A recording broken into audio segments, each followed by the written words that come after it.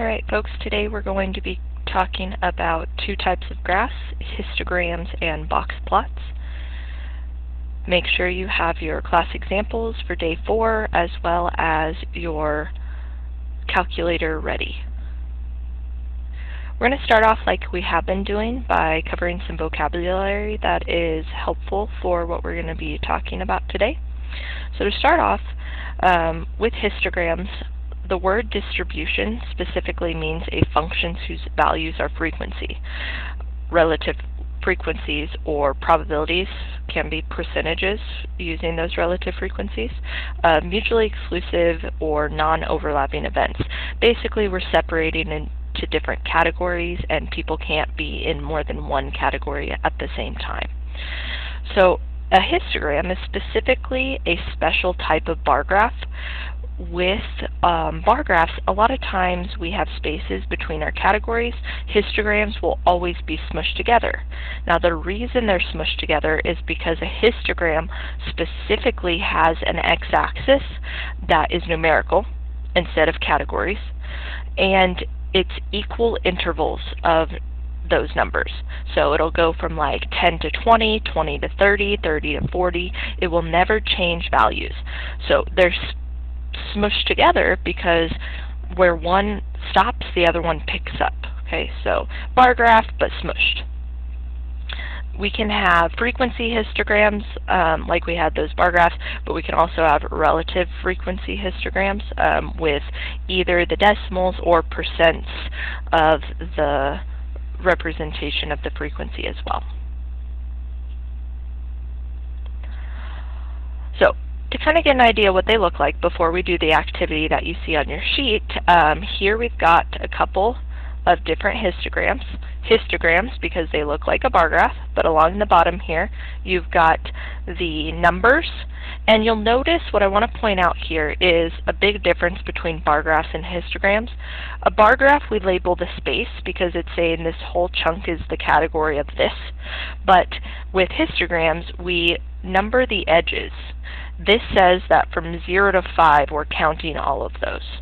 Okay, but what we have to really clarify is, well, if I'm talking about 0 to 5, do I include 0 and 5 or just one of them?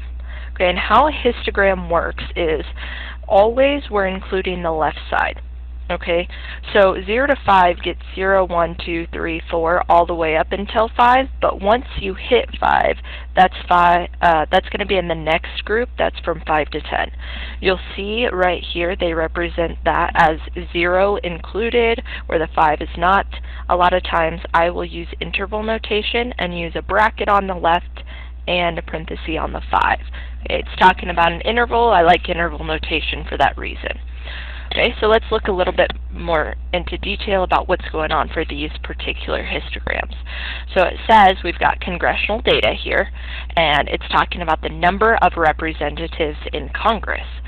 And over here we've got the frequency, but specifically it's talking about the states. So this first bar here is talking about 20 states have from 0 to 4 representatives for their Congress. Okay, notice I said 0 to 4, not 5, because we can't have a 4.5 in this case, that's not a thing, and 5 would be included in the next chunk. So our job is to decide for part A, how many states have 5 to 14. So we're going to go to the 5 to 14 chunk on the bottom here. That would be these two bars, and we're just going to count them up. So pay attention to your scale. We've got 16 to 20, so we're counting by 4s. The halfway mark would be 2, and the quarter mark would be 1. So this right here would be 17, because it's half of a half there. And this guy right here, let's go over to the side again. Here's 4, here's 8, so that would be 6.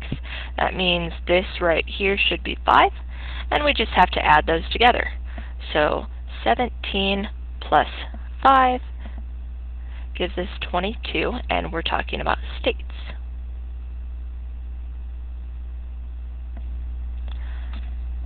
Now, it does say about how many, but I would say here the scale is clear enough where you can say it's exactly 22 states. Some of your other scales maybe they'll go from 10 to 20, and you aren't really sure if it's like 16 or 17, that's where you would say approximate. If you're estimating, you're not given the raw data, but you're not really sure. The next one says, what percent of states have fewer than 15 representatives? Okay, when we're calculating a percent, we take the count over the total. But luckily for us, we have that information over here if we want to look at that just directly. Okay, so I'll show you kind of two ways to do that here. It says fewer than 15, so that would take all three of these bars instead of just the two there. So basically we just add 20 to the other one. Now, in the case where the count is nice, sometimes it's easier to just do it by hand. So if we take our 22 from before and add 20, that's 42 over 50, which goes to 84%. I just doubled it to get to 100. So what we can do on the other side is the same kind of thing. If it's already in terms of the relative frequency, you can change that to a percent very quickly, but this is 0.4, and then again we kind of think of our halfway point and our halfway point again. Okay, so here from 0.32 to 0.4, that's 0.08 that we're splitting. So this would be 0.04, and this would be 0.02, making it 0.34 for this guy. That's kind of hard to see there. And then here, same idea. The halfway mark would be 0.4 above that, and then here would be 0.2 above that, so this would be 0.12. Oops, excuse me, 0.1. That's your 0.12 there. And so when you're doing this, you want to just add those all together, kind of like what we did on the other one. And you'll see that you do get the same thing, 0.40, I'll add the 0 so you can see it, 40, 74, 84, you get the same thing. Not quite as straightforward, even with our nice clear boundaries, it's just a little bit more messy. So sometimes using the frequency and calculating that percent by hand is a little bit faster if you can read those more easily. Then part C, okay, I don't have the raw data here, but what we're going to do is look at just our graphs. Are we surprised that the bar spanning 0 to 5 is the tallest? So the highest interval, or the highest frequency, is 20 here, and that appears at the interval from 0 to 5. Is it surprising that that is actually happening? Let's think about what's going on here. We're talking about the representatives in Congress. So 20 states have 0 to 5, where, you know, not very many have 25 or more. Okay, hopefully that's not surprising, because the number of representatives is based on population. And when we're talking about that, the states, if you think about in the United States, most of them are not coastal. And then when you get to the more populated areas, we have less states that are more populated in the span of the United States. So it's distributed this way based on that population. We're going to actually look at our own example now. I should have given you a note card with instructions on how to graph using our calculator. If you don't have that for some reason, pause the video and copy down these instructions for me. So we've got a list here, and it's talking about the IQs of a random sample of 50 high school seniors, and we're supposed to enter this in our calculator so we can build a histogram. I only want you to do the first step for right now, just enter it into a list. Okay, so remember, we are talking about a list of just these IQ scores. Okay, it's one type of thing or one variable, which means even though these are separated into different rows and columns, that's only to help you stay organized. We want to put all of these in list 1. So I don't care if you go down or if you go over first. Okay, when you hit Stat and then your Edit, when you're entering your data, you want to make sure all of your numbers are in this one list. Okay, when you're done, make sure, let me go here and I'll show you.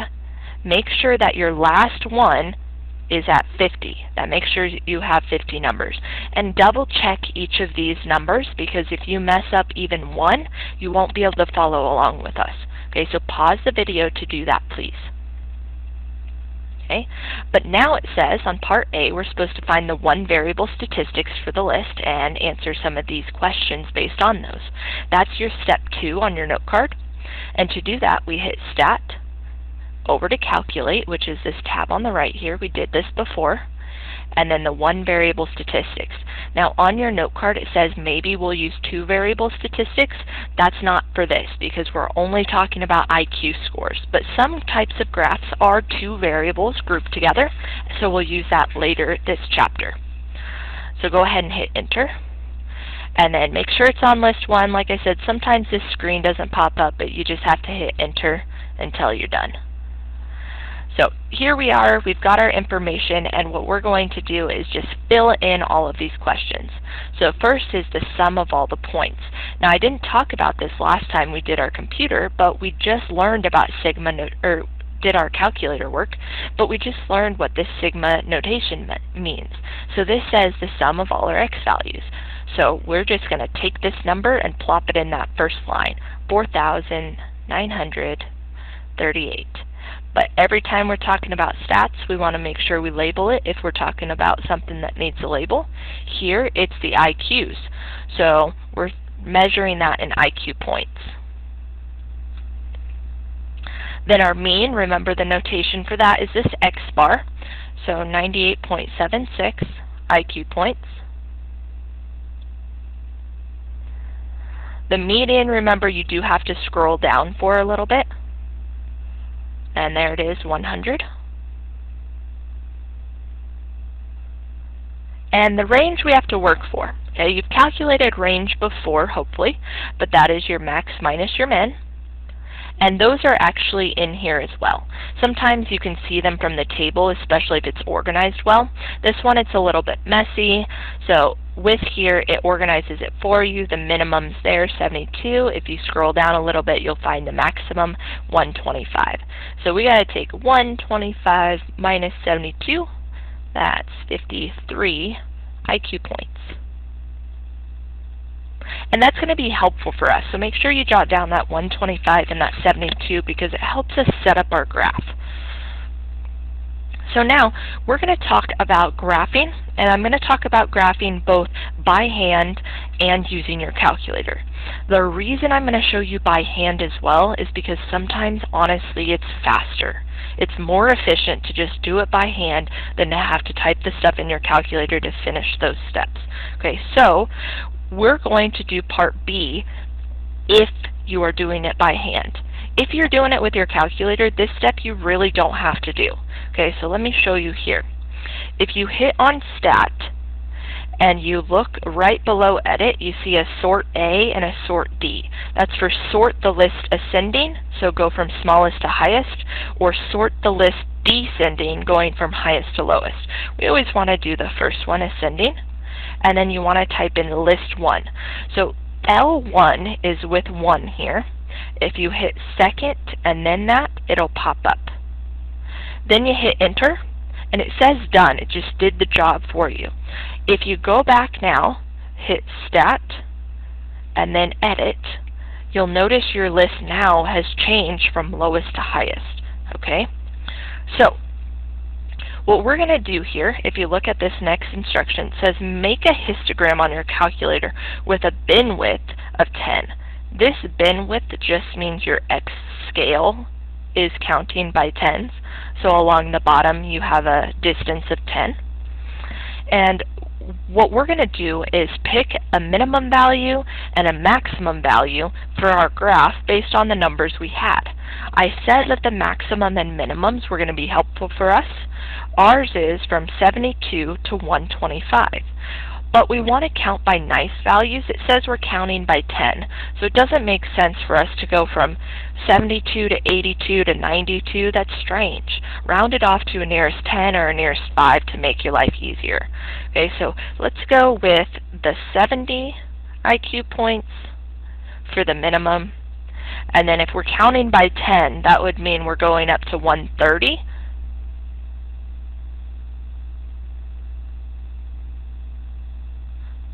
and our X scale was told to us.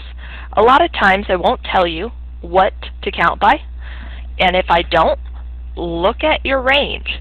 See how far you have to get. A lot of the graphs that I give you will have 10 spaces.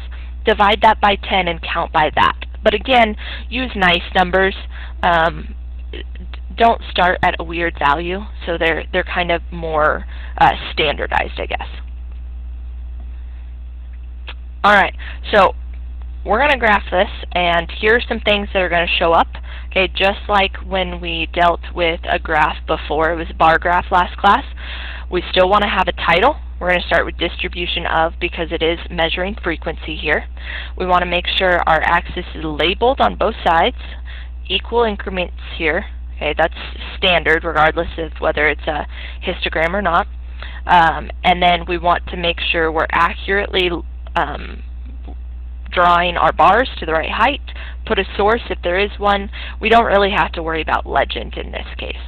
Okay, so I told you I was going to show you by hand and by your calculator. We said we're going to start at 70, so the first thing we're going to do is put a break in our graph. Okay, so put a little squiggle on the x-axis, and then we have to go from 70 to 130. Again, if you can pick a way to spread it out, in this case 70 to 130, we only have to go 6. Okay, so we can count 2 bars over to call it 80, then 90, then 100. Notice I am labeling the lines. That's true when you're making a histogram always. Okay, let's go ahead and label that axis. This is talking about IQ score, and it's labeled in points.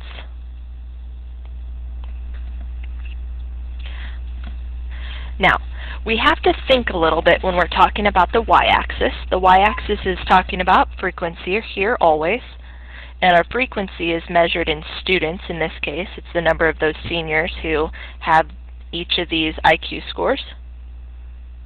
You can say students or seniors is fine. And then from there, we need to decide what to count by in terms of what's going on. So we know we have 50 people here that we're having to fit within these bars. But we also have to keep in mind, not all 50 are going to show up in one section here. Probably the most will be in the middle, and then less at the really low end and less at the really high end. Okay, so this is where your calculator can make your life nice, but you can always kind of generalize that probably not more than half will be in one bar. So for us, we probably won't go past a frequency of 25. Okay, so I'm going to pause for a minute and show you how your calculator can help with this. So, we're going back to our instructions, and our instructions are talking about how we're actually going to set up to graph this. So step 3 has you go to second y equals to put your plots on. Okay, so stop plots is used when you're graphing things related to statistics, related to data that you entered in a list. Okay, well it says just hit enter to get to that plot 1. And the first thing we want to do is make sure this is on. Okay, so you want to make sure you hit enter after that's on. And then we want to adjust the type. All of these are different types of graphs. We're picking the one that looks like a histogram here. So go down and then go over to that and hit enter. Now you'll notice only an X list showed up here. There was a Y list right below it. The Y list is only when we have 2 variables, so we don't have to worry about that in this case. Okay, then we're done with that, and it says adjust the windows. Okay, so if you go into window here, we want to change our stuff to what we wrote down on our paper. We went from 70 to 130. And we counted by tens. Alright, now with this, we don't really know right now that we only have 10 in one bar. We do know that we don't need to go negative 10. I'm just going to hit graph right now so you can see what it looks like, but we won't have negatives because that would be a negative count of people. See how our graph is floating up at the top? It's a little bit strange, but you'll see that 2 of your bars here are cut off. That doesn't matter. What I want you to do is hit trace. Right here it tells you from 70 to 80 there are 2 people. If you go to the right, there's 7 people in the next, 15 in the next, 19 in the next, and 5 in the next, 2 in the next. Okay, so we know our biggest is 19. So now we can come back here and figure out what to count by. Okay, I don't think we have 19 spots here, so that means we're going to have to count by 2s. We can't count by 1. So 2, 4, 6, 8, 10, 12, 14, 16, 18, and I'm only going to go to 20 because 19 was our highest. Alright, now if we want, we can go back and adjust our window. If you hit window, we can go back to that Y value. We don't need any negative, you can change that to 0, and our highest was 20.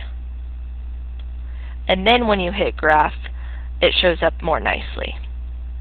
Okay? So, we know what these values are, and we can mark them, but I want to talk to you about doing this by hand as well. I said it's easier sometimes and faster. Okay? This is in the case if you have a small list. Our list here has 50. I would not do this by hand for things like this. However, if you only have 10 or 20 in your list and it's ordered, it's super easy to just count them. If you go back to your list here, 70 to 80 would be 2, 1, 2. Then 80 to 90, there's 1, 2, 3, 4, 5, 6, 7, done. So there's 7 in the next one.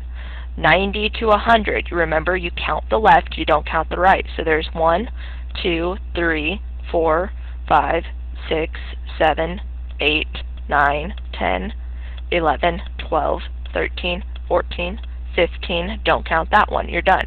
Okay, so you can count them by hand in some cases where it's easily done. Okay, for now, because we have one, we're going to use the graph and the trace value to just grab those. There's 2, there's the 7, there's the 15 that we just calculated. So let's go back to our graph and just draw these in.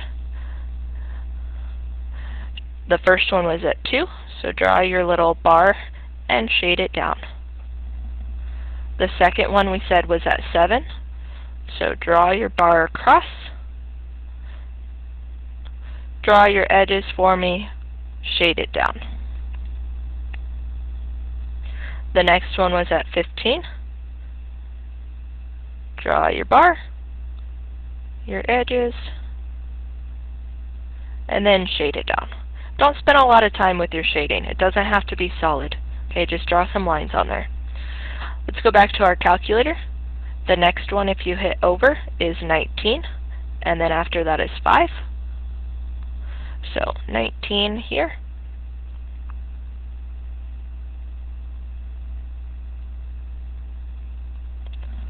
The next one was 5.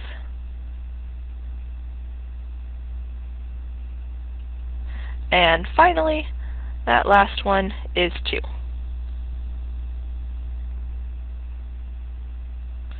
Make sure you're paying attention to your scale as you do those, but it should be pretty straightforward. Last thing we need to do is add our title and our source to this. We're going to start with distribution of. You can abbreviate. And we're talking about the IQ scores, or IQs of 25, they were high school seniors.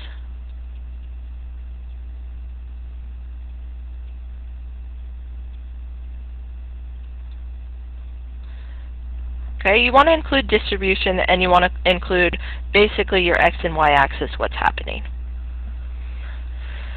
The source here, go back to your table of data and see if anything was given to us in the original information.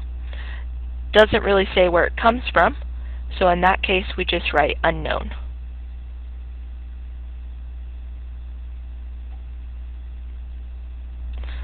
And we're going to answer some questions really quickly. Okay, it says which interval has the greatest frequency? This means the highest number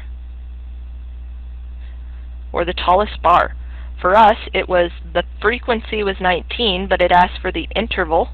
So we go down here, and that's from 100 to 110. I like interval notation. So write 100, 110. You just have to remember the bracket always goes on the left for histograms. Okay, we do want to label it IQ points, just like we have been doing everything else, but you can do that on the outside. You don't have to do it twice with each number. Okay, the median value. Go up above. What was our median value again? 100. Here's the trick. You have to decide if 100 is included on this left bar or the right bar. Remember, it's always left bound, so the left side of the bar is what counts. So it's the same as right above. We're going to talk a little bit later this chapter about normal distributions. Okay, this is an example of something that's usually normally distributed. So more are in the middle and less are on the low and the high ends. Okay, it looks almost symmetric throughout the graph here. It says which interval contains the lowest? Well, the lowest bar over here was 70 to 80. We set it up that way, but it was the 72 score. Highest, again, we set it up, so it would be the last bar. So 120 to 130, that was the 125.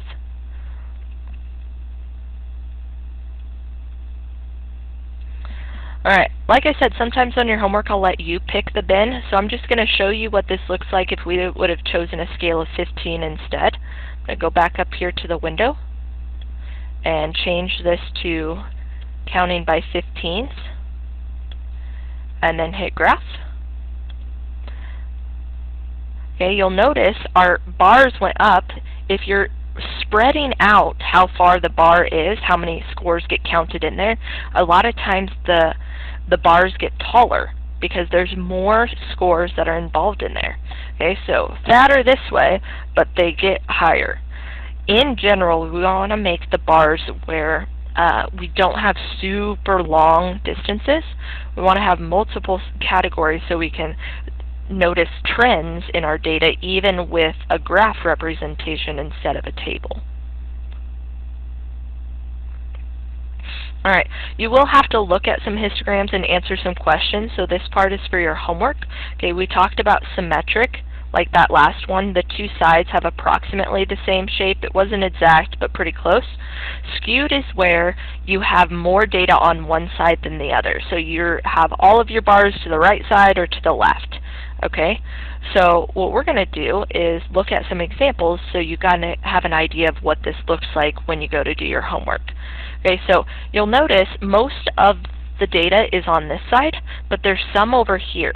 This is called a skewed distribution, and it's skewed to the left because the data is right here. That's where it should be, but there's some over here that's pulling it to the left. Okay, so if you want to know which direction it's skewed, imagine it as like a tail, and it's skewed to the direction of the tail. Here, looks like pretty symmetric. And over here, we've got a tail on the right, so that's skewed right. Because it's supposed to be on the left, but this stuff's pulling it to the right.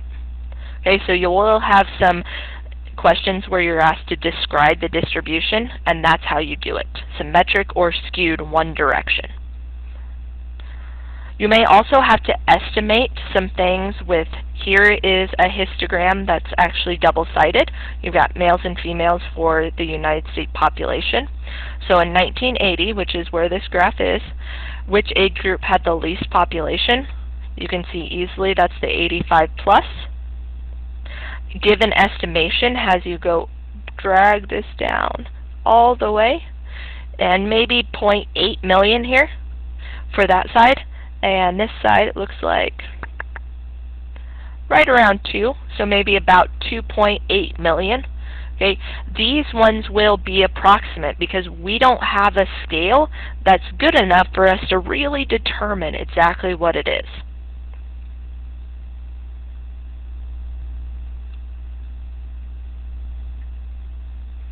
Okay, same thing with this. This is 2020 though. Says which group is projected to have this was before 2020 actually happened, but to have the least population. And it looks like it actually has this 80 to 84 that wins out instead of the 85 plus. We've got that older generation. Okay, so kind of give you an idea of how to estimate these things. The next thing we're going to talk about, skipped ahead there. Next thing we're going to talk about are box plots. Okay, box plots have a lot less going on with them in terms of the data that's representative, but here are the 5 main pieces that are involved in them. Okay, it's called the 5-number summary. This should be familiar. You probably did it in Algebra 1, maybe in Algebra 2. But minimum, maximum, and then all the quartiles. Quartile 1, quartile 2, quartile 3. These are based on the median. It's only on the order of the data. So the median is right in the middle of all your numbers, and then quartile 1 is the middle of the first half, quartile 3 is the middle of the back half. So basically what it looks like is the minimum, quartile 1, quartile 2, quartile 3, and the maximum, and it's represented in that form. All we have to do with this to graph it is come up with our scale on the bottom, label it, and then draw our box based on those 5 numbers that we plot. Okay, that's a lot easier to take care of. So, one thing we have to pay attention to, and I mentioned outliers before when we talked about those weighted averages, but outliers are numbers that are really higher than the set or really lower than the set. Those are going to be skewing our data, and it makes either our low whisker or our high whisker much longer. And so we're going to talk about box plots, but also modified box plots that take outliers into consideration.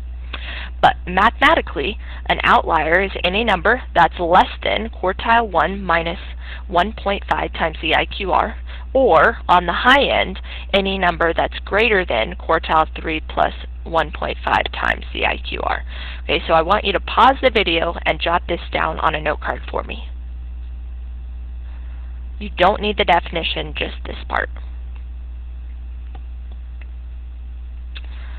Alright, here we've got some information. It says 2007, the American Film Institute unveiled a list of the 100 best American movies of all time, and here's a list of the top 25. Now I know this was in 2007, but I recently looked at this as of 2020, and these top 25 have not changed.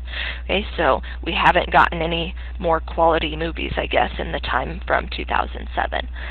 So, we're given this information, and it's organized by release date. Okay, so there's still one variable, the year of release. What we're going to do is let our calculator take care of the min, quartile 1, median, quartile 3, and maximum. So just like we did with the histogram, we're going to put this stuff in a list.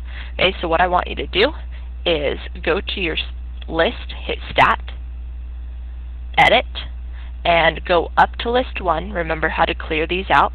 Hit Clear and Enter, and what I want you to do is type in those years. So we've got 1941, and then 1972, and so on. Pause the video to take care of that for me.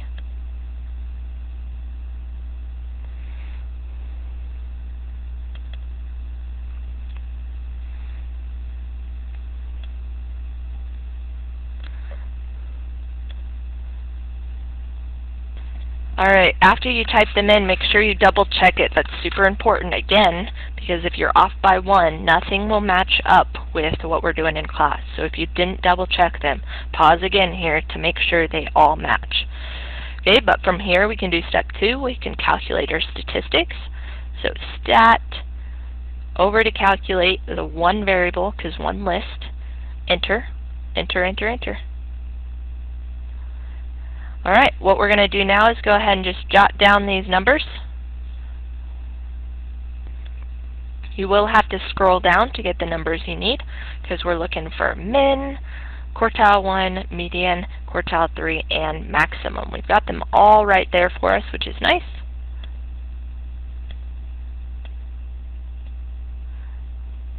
And because we're talking about the years here, we don't really have to label this because we're not saying year 1927, it's just 1927.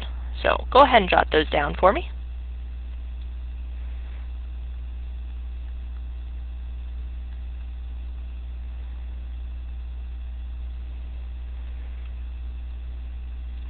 And then we're going to answer some questions about it.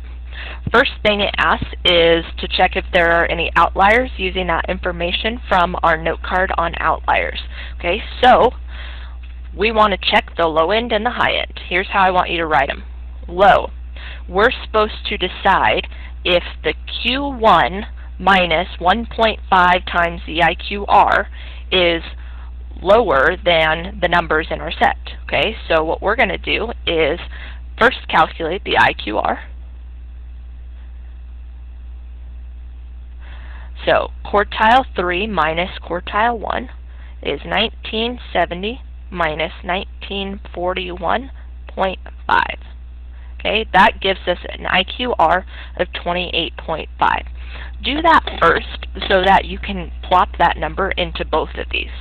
Okay, so now we just have to take, it says Q1 minus 1.5 times the IQR.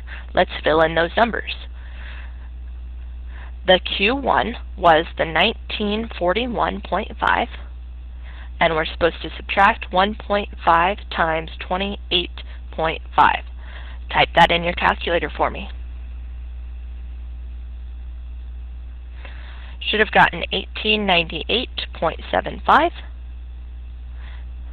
And what we're going to do to determine if there are any outliers on the low end, because they're supposed to be way lower than the other numbers or way higher, is we're going to look in our original set and were any numbers lower than that. Okay, well, all of our numbers from the original set, if you go back, are in the 1900s, which means we have no outliers on that side. Then we're going to check the high end, and that's the Q3 plus 1.5 times the IQR.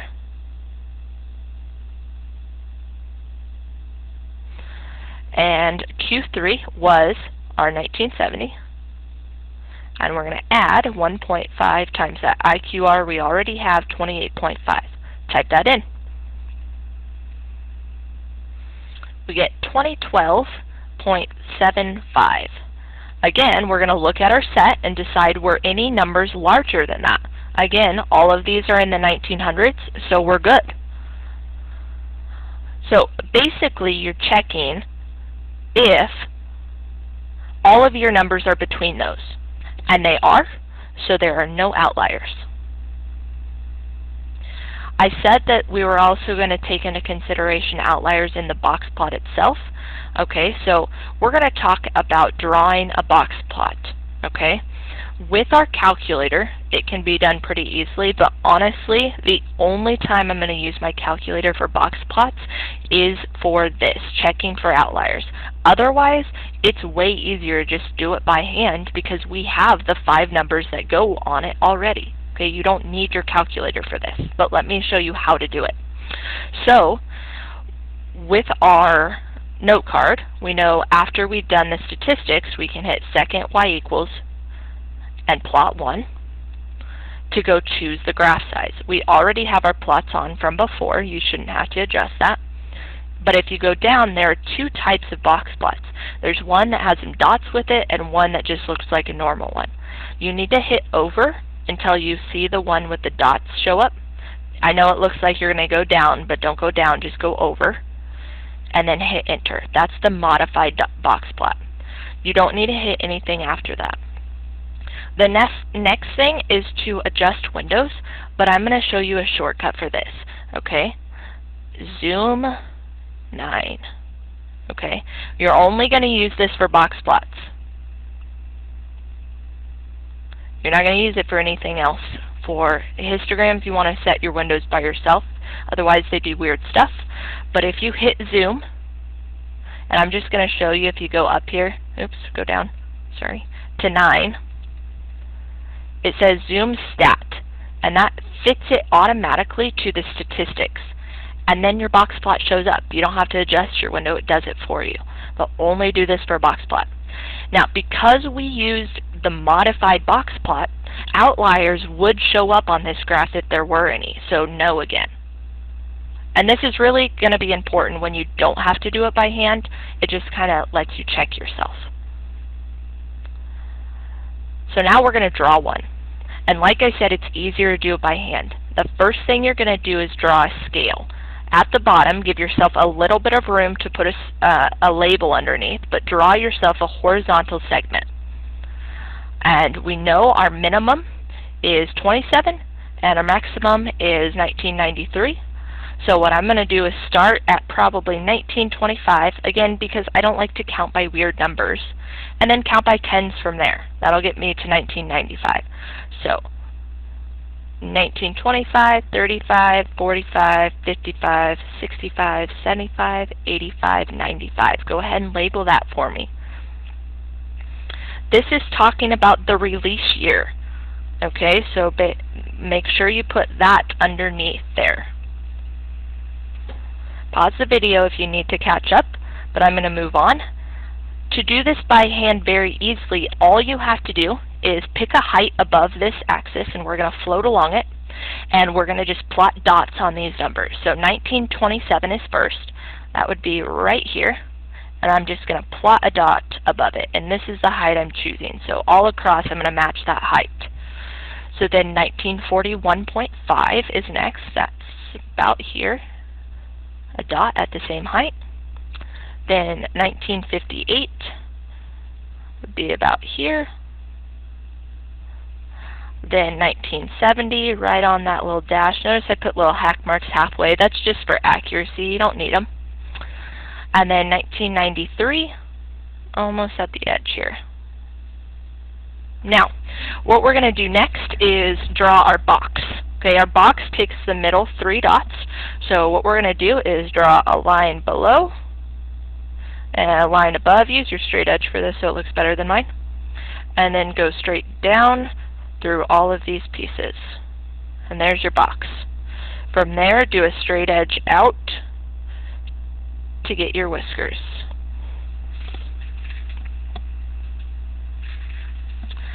Last things we need are the title and the source.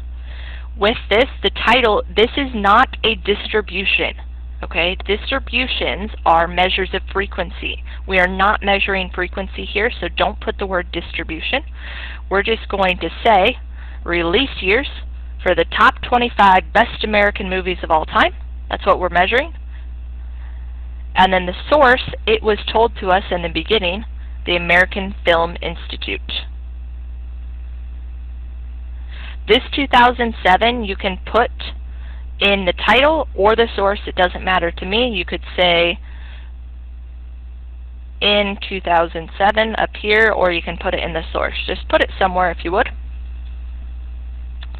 Last thing it asks us a question about is add a 26th piece of data 2020. So suppose that in 2020 there was a fantastic movie that made the top 25 of all time. Would it be considered an outlier? That's what we're asking. Now I'm going to show you before we use our calculator, and I do want to do that only because sometimes you're not asked to do it by hand. You can use your calculator to kind of give you an idea of outliers. Never guess. Don't assume something's really high so it's an outlier or really low. You have to use the mathematical definition. And so I'm going to go back to number 2 here. Look back on your thing. It says outliers are numbers that are outside of this interval. So if it's less than 1898 or if it's greater than 2012, you're an outlier. So based on that, 2020 is an outlier. But the purpose of this is to kind of show you what an outlier looks like on that modified box plot. So what we're going to do is go back to your calculator. We've already got the information in there. We're just going to change the one piece of data. So go to your stat, then go edit, and we're going to add to the bottom here 2020. Okay, oops. There we go. Now it's calculator statistics again. This is important. Go to calculate, one variable statistics, And then I told you the shortcut. We're already on modified box plot, but the shortcut to change your window is zoom 9. So if you hit zoom 9, it'll pop up like that. So it regraphed it with that extra piece, and you'll see that the outlier did show up there. Okay, so you can use this to either double check yourself or determine outliers when you're not asked to use the 1.5 IQR criterion. If you have any questions while you're doing your homework, please feel free to reach out to me.